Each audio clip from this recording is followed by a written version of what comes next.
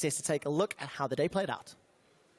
Thank you so much, Quick Shot. And let's start by this game. Obviously, Giants coming off a win yesterday, and we saw some good things, but maybe they tried too much at the same time. I mean, at least we saw a decisive comp with a simple goal. And Jankos, you were talking about during the game a little bit that you liked what Giants brought to the table in terms of like gameplay and win conditions.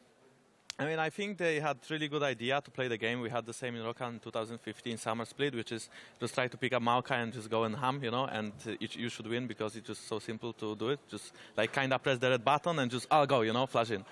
So I think the con was good. I think the execution was not too great, but they had the right plan in the game. They were just not good at controlling the Nash vision and like kind of controlling their opponents, you know. Yeah, I mean, it's baby steps, right? Like, first you take off the simple comp, and then when you master it, you move on to the more challenging comps, and then eventually you just improve week by week, and then at some point maybe you'll be able to take on the mid-tier teams as well. And play Malphite as well, yeah.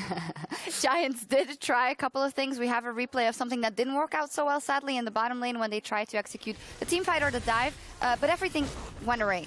I think that's very important right now because they try to force this fight super hard, and at this moment they are ahead. So we see flash hit from Godfred, and overall, like, everything is going fine.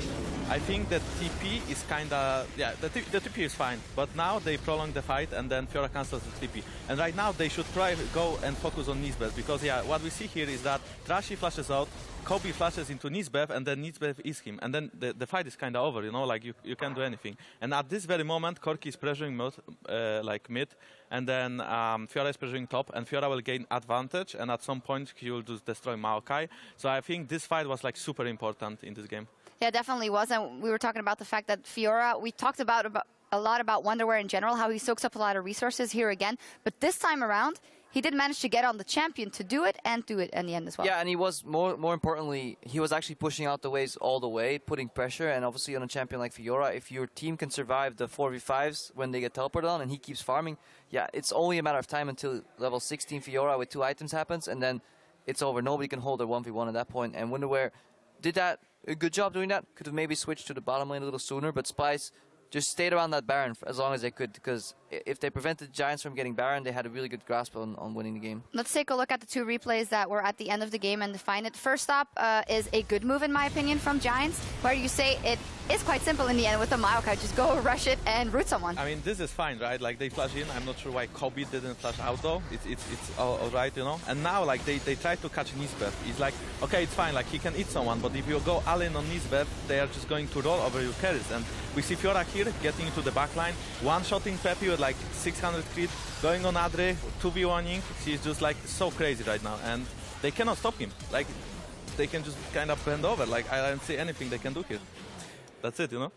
Yeah, I mean, like, Giants even disengaged from the Baron because they did hear the Corki coming, and then it's like, oh, Corki is coming, better use my ultimate to try to catch the Tahm Kenshi. Just like, doesn't make any sense. Yeah, they repetitively started rushing that Baron, but most of the time they weren't 5-man, they were like 4-man, and then they kind of figured out in the pit that their Baron was incredibly slow. Yeah. And that's such an annoying position to be in, because at that point you've given up every semblance of vision control. You know, the enemy just walks in, watches you do Baron, you disengage, and it's so rough. I mean, I felt like they bait this Nash to kind of bait the fight, right? Because with Maokai, you shouldn't be able to lose HP on Nash. Like, everyone spams spells, especially Ezra. Like, just spam Q, Maokai heals, it's all right. Like, just try to force the engage. But because they didn't have, like, the good vision control, and they forced the engage kind of bad, and I didn't feel like Ari was flanking good, it just was just too hard. You know, the execution just wasn't there. And in the end, Splice books a win after those 10 games. Let's take a look at the standings and how they've settled here in EU. G2, they have climbed back into first place, now tied with H2K once again. Then Vitality and the Unicorns of Love are just 1 game behind the top spot at 7-3. At the bottom of the table, there has been some movement, but in the end, Splice, Giants, and Rocket still find themselves there. And then middle of the table, Elements making a stand, Origin and Fnatic really trying to get into that top. I'm going to bring it up one more time. Obviously, the top of the table. I don't want to trigger your PTSD, Jankos, but that H2K G2 game, obviously, you said so much depended on that Baron that was stolen, and in that case, there's nothing you can do about it. But what did it make you think about the strength of G2 going forward as maybe someone you might meet in the later stages of the playoffs? Well, I can't really say much because I've just, like, kind of take it to myself, and I will know what to do next time. But I overall think that Perk is a great player, and Trick is kind of good as well, you know. Like he provides a lot of pressure early game. And what's important is that Kikis plays only tanks from what I see. So that's pretty huge. I think people will start like recognizing that and maybe putting more pressure top lane like we did with Queen. In the end we ended up with 3 AD comp, which was not too great, you know, it was meh. But yeah, and Emperor and Hybrid are like really solid players. Like they always hold their own. So. Yeah, I think we saw some of the strengths there in G2 more in terms of their tenacity. They survived against the poke bot lane from Forgiven for absolute ages. Like, if one of those towers fell, H2K would have snowballed the early game and the trickle-down effect would happen, but they hung out just long enough for that not to happen. But I do agree with Jankos. The fact that it is so much Braum on Hybrid, it is only tanks on Kikis. G2 have shown some versatility, but they will need to kind of solve that problem. Otherwise, smarter teams will eventually abuse that in Champ Select. Yeah, but I do feel like macro-wise still H2K is the more complete team. Like, in a way that everything kind of went the wrong way for you guys. Like, you had the triple AD against the Malphite, they managed to steal the Baron, you know, and you still, like, even only towards the very end it looked like you guys were going to lose, but otherwise it looked like you were in the game. I mean, I still think we kind of snowballed early game, like, not enough, especially that Corgi has so many kills, and we had these close duels in the jungle with Trick. And yeah, the Nash was just huge, you know. I didn't tell my team about the smite, and it's just over. It's like, all me, I take. We're going to say one more thing about it. One more thing, because we asked people at home to send in questions for Ask a Jungler, and at FuntechMedLife asked, King of Smites, what made you so good in outsmiting other junglers back in the day? Who would it be for? Who would it be for? It's you. Yeah. Honestly, I think I just got lucky a lot. So, no, it's honestly it's just about like timing and guessing. Like smiting, they say it's 50-50, right? And I kind of agree with that. But yeah. It is tricky. Like, it's mostly about sequencing and like trying to guess like when they're gonna burst the Baron down with everything. But in the end, it kind of comes down to luck as well. And if you don't have it, it's 0%, of course. Kind of, yeah. When I quit playing, junglers were kind of starting to sync their smites with their team, saying like at 1.5k we burn, at 2k. Is that something that has been almost become standard right now? I think, yeah, it's super standard, and I kind of disagree with the 50-50, just because the team that is doing the Nash can like burst it at some HP, and it's like harder to smite unless you play like, for example, Kindred, and you can outsmart your opponent by ulting like the Nash and he smites, and then you save your smite, something like this. But yeah, the team that is doing the Nash should like kind of win the smite fight in like 80%, unless like Ezreal queues over the wall, then obviously like you cannot really the hard counter, that, yeah. Obviously, yeah. Last season we had Fnatic, that was the Baron team basically. They took it early so many times and got so many advantage of it. Is there already a team in the ELCS that you're very wary of when it comes to Barons? Well, I don't really think so. I think everyone in LCS right now struggles when it comes to doing Nash. Like yesterday, we saw us doing the Nash, like the tricky Nash against UL, where we just, like one of them died, and then for some reason Fox went bot lane, so we just, oh guys, you know, free Nash, good job. And then they did the same kind of today against, I believe it was Fnatic, yeah. So they still, like they did the tricky Nash, they just went Nash, Fnatic didn't know, they pulled off the Nash, but I don't see a team being like the Nasher Kings like Fnatic was last season, just doing it and no one expects it, and they do it kind of every game, you know. I think it kind of stems from the meta game as well. Last season there were other objectives worth taking on the other side of the map, like Dragon had more emphasis on it, and very often they would sneak like second or third Dragon traded for Baron, or at least have people set up for the Dragon vision. You know what? Okay, there is no Baron vision. But right now, because the way these games play out in the early game, all tier 1 towers drop, tier 2s are kind of hard to get. Yeah, double teleports in the side lanes, but there's always enough people around Baron. With the introduction of like 2 or 3 blue trinkets, it becomes so incredibly hard for teams to kind of force a Baron. The only thing you can do is exhaust the blue trinkets and then force a face check. Yeah. Which is still pretty hard, because if you have like 3 blue trinkets and then even you have like perfect Nash control. Yeah, takes a lot of time. Yeah. Well, today, I believe it was in the UL versus Fnatic game, though, that you guys were calling out the fact that Fnatic hadn't changed their trinkets at all, and at that, we're always at a loss when it came to going for those Barons. Yeah, I mean, just it's pretty simple, you know, buy more blue trinkets, Fnatic, please. Yeah, this is a UOL Fnatic game, and just in general, UOL, I mean, we've been discussing so much about how they've evolved, but...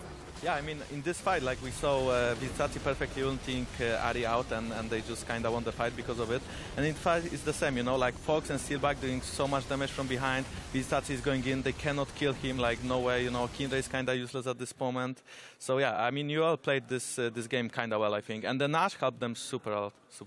Yeah, I do really want to give props to how Vizzazi has improved as a player, because some of his ultimates in these fights were just really good. The zone they used, uses it in different ways. Sometimes he goes in, combos it, you know, to set up for his team to catch up. Other times he just uses it to knock people away from a tower. And steal back as well as a carry. He kind of went unnoticed. Very often when I feel like when I'm casting the game, I'm looking at this guy, this guy, this guy, but never at steal back. But then at the end of the game, he's like 2-0 and 8, deals a ton of damage, never gets caught, and just, yeah, he cleans up. It's like the meme itself where he's the clean up AD carry, but he does it very well. Yeah, everything's working in that team. When we had Shook and Amazing here on the desk, we asked him a little bit about Rudy. We asked him a little bit about Spirit. Let's talk a bit about the strength of junglers. They had a couple of things to say about the fact that it's very hard to, in the top of the tables, see very big differences between the junglers. What do you think, Jankos? I mean, I think the game is evolving our team play right now, so we don't really see people snowballing hard. And like I said in one of my interviews, I really believe in the right play. So, for example, if someone is playing passive and he should like kind of invade and pressure the map, like he's just doing it wrong, you know. He's not playing passive, he's playing bad, kind of. So I think, yeah, it's hard to see differences, but I think in scrims it's kind of easier because people play like more like ballsy, if I can say that, you know. Like they just kind of do more stuff. Like, for example, Shug in scrim is just a god, you know. But when we see him on stage, like even though this week he played really good, like I didn't feel like last week, for example, he made that big of a difference, you know. So I think we still have to wait a bit for it, but yeah. Now, do you think like Rek'Sai is going to be kind of falling out of the meta, because it just seems like every time Rek'Sai is kind of played, the enemy jungler picks Nidalee or Kindred and just constantly invades the Rek'Sai player and just puts so much pressure on the map, and the Rek'Sai just is really cornered in his own jungle and can't really do much? I mean, I feel like if you pick Rek'Sai, you kind of want to gank like level 3, level 4 maybe, just because that's like one of the few junglers that actually has CC, if Ellie is banned right now. So we will still see her, and as well like her ult provides a lot of global pressure. Like for example, yesterday I couldn't dive Visit Sachi like 3-4 times, even though it was super easy to bait Rudy, like he was still there, so we couldn't do much. But yeah, she may fall off just because the early game junglers are just so much stronger right now, and we see like Kindred, Nidalee being played, and they just farm the jungle so fast, and at the same time they provide so much pleasure, and they are like really strong duelists and really strong at 2v2, 3v3. Yeah, like we will see more of them. Yeah, I mean, Nidalee and Kindred especially. This week, 6 picks for Nidalee, 4 picks for Kindred, then Rek'Sai at 4, then Lee Sin and Elise. So Nidalee, this is the ongoing debate of forever. Is she good? Is she not good? Right now, it seems that she is the absolute S tier for jungle. Yeah, I mean, a lot of people just... I myself was just very anti-Nidalee at the start of the season because I thought she really didn't deliver much. The ganks were too conditional. But then after talking to some people and just seeing people improve in their Nidalee play, they kind of stopped using it for early ganks, and they just went for really abusing the fast clear time. Basically saying a challenge to the enemy jungler: if your gank fails at level 3 or 4, I will just take all my camps and your camps. I'm now a level up. We'll find you in the jungle, I'll duel you, and I'll pressure you, especially in a turret-centric meta. That seems to fit very well, and a lot of these, at least top-level junglers in Europe, have really adopted that playstyle for Nidalee, and it's, yeah, giving the benefits. I mean, yeah, it's not only about the farm itself, it's also about counter-jungling your opponent, because if he doesn't have farm, like, he will still like be behind. And also the fact that she's just so mobile around the map. I mean, you see her top lane, and then in like 10-15 seconds, she could be bot lane, which like any other jungler wouldn't be able to do so unless he just straight up runs, and probably he is still slower. So I think, yeah, that's her strength. And then, yeah, obviously, like, she's so strong. If you get hit by the spear, you get one-shotted. It's really tough to play against her, but like any champ. Like, you could probably pick Elise or Kindred, and then it's hard for her to hit the spear, and then if you hit Cocoon, for example, maybe you can out-trade her, but still, like, she clears jungle so much faster, and she's so much more mobile that she just pressures the maps. And like you said, I was like skeptic about this pick as well. I didn't like it at all, but it seems like it's kind of coming back. And in 2015 it was worse just because it was harder to get wards, but right now, yeah, I mean, you just have like the green smite and you just have wards, so yeah, it pressures the maps really well. Do you think like the new flavor of the month of going Strength of the Ages benefits Nidalee a lot, because it kind of eliminates her weakness of not being able to jump in because you are not tanky enough, and it's also really easy to stack the Strength of the Ages early game and just have this like snowballing advantage? Yeah, I mean, I think it's huge, and it's huge for Lee Sin as well, because those are two champs that you always go like full offense early game, and then if you have this mastery, it just makes you a lot more tanky, and then the smite cooldown, the flash, it's pretty big. I think like just because of this mastery, she actually become like even better. If you play Thunderlord, it's still fine, but like the damage is not as efficient as the health on Nidalee. So I think that this mastery makes her like more powerful. Yeah. Yeah, I knew about the Strength of Ages, kind of, because we saw Korea bring it, but the point about the wards is actually something that I didn't quite realize, is just because counter jungling becomes so much more efficient if you can just litter the enemy jungle with the wards, because then you just always know where the enemy jungler is. So those combined factors do seem to be the reason why Nidalee is back. Yep. Well, that question is answered then. For now, let's answer one other question that someone sent in. For Ask a Jungler, at Wade Ross 1 writes, what is the most important thing for a new jungler to learn, to focus on, to improve? Maybe some lessons for Rudy, maybe getting into the LCS. Well, first of all, you have to play Lee Sin, because I feel like Lee Sin is like the hardest champ, like in terms of mechanical play. So if you are like good Lee Sin, you can start other champs.